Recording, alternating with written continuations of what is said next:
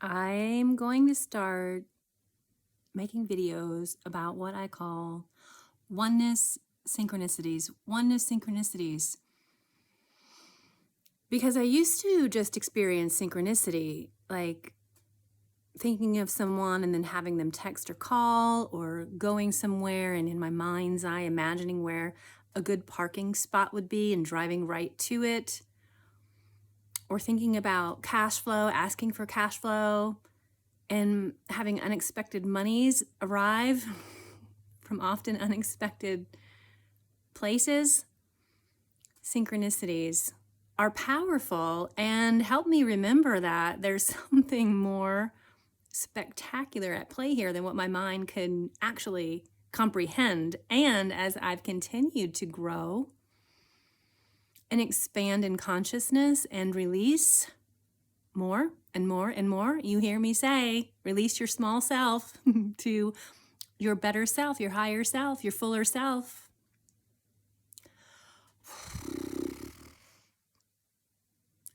That's not an easy practice because we're so familiar with what's been and who we've been and how we've been.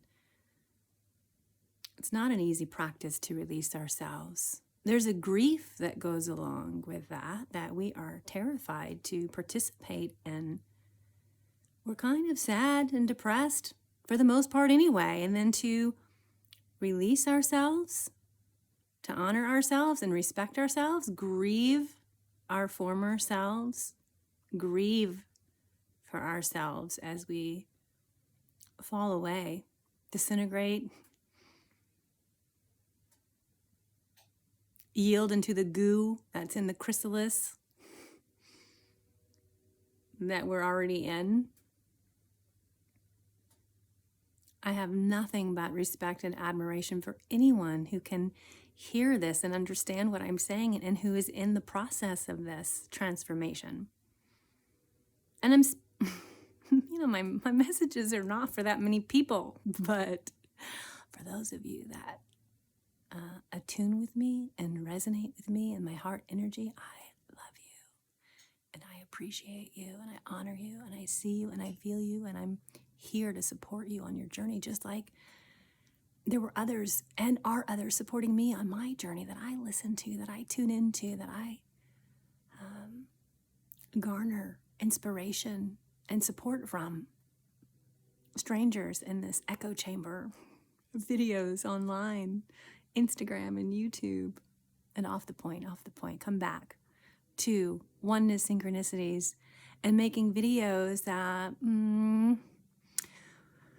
will capture and record some evidence of what's possible. So beyond the regular synchronicities, I started naming them Oneness Synchronicities about a year ago when they could cross dimensions and cross, I don't know what the right word is. I might be reading about something obscure and then I would see it in a video online, or someone in real time would say it, something about tinfoil or unicorns or something completely unusual and abstract and off the wall would come at me in a short period of time, to me, reminding me of the oneness, reminding me that we are all far more connected than we could probably even stand. I think as you grow in your consciousness, you develop a capacity for more and more of this oneness. And when the discernment kicks in and the boundaries get strong, it gets way more fun. It gets way more fun when you start to allow in your reality that which is for the highest good, always, always, always, and start to be less distracted and concerned by and give your attention and energy to things that are just like to people and ideas and thought forms and processes that are like just forget it. Forget about them as quickly as you can and focus on the delight, focus on the oneness, focus on the synchronicities. This is a long introduction, but I'm going to leave it. I'm just going to leave it. And I'm going to tell you about this latest bit of synchronicities that happened over about a week. And yours will be different than mine. Of course, they're going to be different than mine because you're kind of a different thing, even though at the highest level we're the same.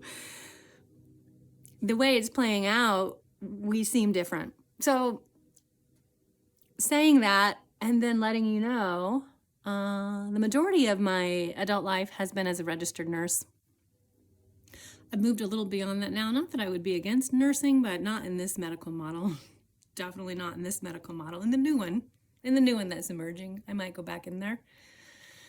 I serve the spirit and I serve the heart in a much different way with the same level of devotion, probably more so. But in my past, I was a hospice nurse and I had an incredible boss in Santa Monica, Mary Ellen. And we started a hospice company, a nonprofit with some incredible people. Nipper, shout out to you. Shout out to you, sweet one. I miss you. I love you. Mary Ellen, I haven't talked to her in probably 5 or 6 years. She reached out to me, emailed and said, hey, this is not a fake. This is Mary Ellen. Is this you? Yes, yes. And then we got into it, emailing back and forth. She was reaching out to me to put me in touch with a woman that I had met back in 2013. I met Mary Ellen in 2007.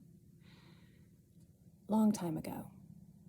She got pinged in the ethers and then in reality by this mutual acquaintance.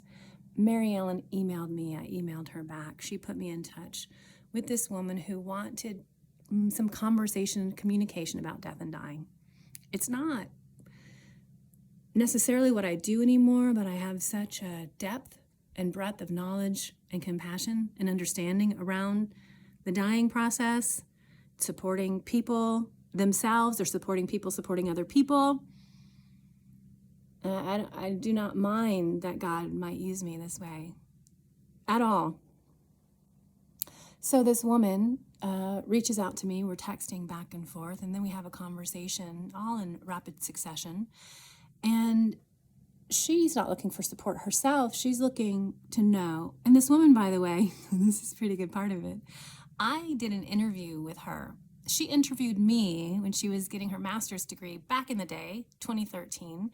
And I set aside like an hour. I think we must have gone to Coffee Bean in Santa Monica. And she asked me questions. And this conversation stuck with her. The miracle of, and the humility of not understanding or recognizing the impact that we have on one another. What a blessing. She remembered that conversation. She reached out to Mary Ellen.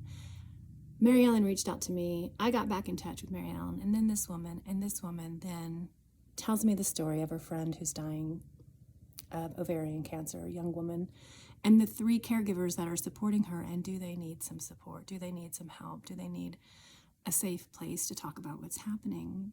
She generously offers to pay for a session, not for herself, but for these 3 people that are in the trenches, meaning they're the caretakers of their friend who's going through a cancer process and they need support. And so we have a Zoom session last week, and it was poignant and powerful and beautiful and hard and rich. And it was easy for me to open up and to be with them. And that was that, beautiful and tender and connected. One example of a synchronicity. The next 2 are more related to each other in that the last week, also related to death and dying. 2 new friends of mine.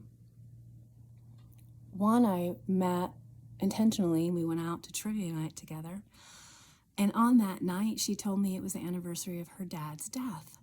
And we celebrated him, and she cried, and she told me about him and his journey. And of course, my heart was open, and I listened, and I loved her, and got to know more about her. And then yesterday, within the same week,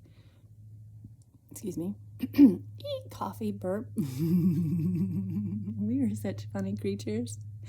I'm at one of my favorite restaurants yesterday here in Mount Shasta, and it's crowded, and I walk in and I get my seat at sort of the back bar, and right next to me is an acquaintance. I've only met her a couple of times. She's actually the hostess for the trivia night that me and this other friend went to, And she's sitting right next to me at a table just like on a little lower, and she and I end up having like lunch together side by side, unanticipated but synchronistically. And lo and behold, it is the anniversary of her dad's death.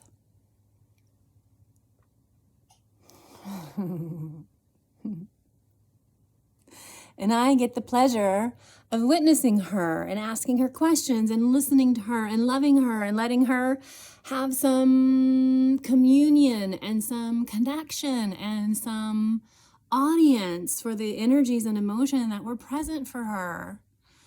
It's spectacular to me, and I used to judge that this would happen to my system all the time, that something about me helps people feel safe enough to express themselves, mainly emotionally, and I used to feel burdened by that, but I don't anymore because it has its place, and I see how it serves the greater good. And because I've done enough of my own clearing and healing, I have the capacity, because it's not my capacity, it's God moving through me.